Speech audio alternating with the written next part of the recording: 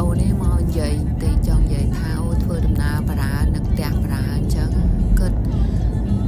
ដល់ថ្ងៃណាមានលុយទៅរកស៊ីខ្លួនឯងទេនិយាយថានឹកនៅផ្ទះអញ្ចឹងឥឡូវមកមើលខ្ញុំ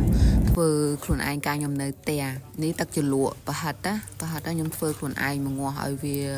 និយាយរួមទៅឆ្ងាញ់មែនតើរសជាតិនេះចាំមើលមកស្ដាប់ពាក្យសម្ដីផ្ទាល់របស់ភ្ញៀវរបស់ម្ចាស់អ៊ំខ្ញុំឆ្ងាញ់អត់អ៊ំនេះសក់ស្រូវលក់ធ្វើខ្លួនឯងឆ្ងាញ់ណាស់ក្មួយនេះយកសក់ស្រូវមកបន្ទាប់ហើយអាហ្នឹងឆ្ងាញ់សក់នេះមិនត្រូវម្នាក់បងតាន់ម្នាក់បន្តិចយើវីដេអូហ្នឹងតែចង់ទៅអីក៏ខ្ញុំធ្វើខ្លួនឯងដែរលក់នៅកាលហ្នឹងលក់ណាចាឆ្ងាញ់ដោយសារតែយើងធ្វើខ្លួនឯងធម្មជាតិមកតែផាត់យើងទិញគេណាចង់និយាយចឹងតែទឹកជ្រលក់ទឹកអីធ្វើខ្លួនឯងនេះមកណែមសាច់ជ្រូកនេះអូបង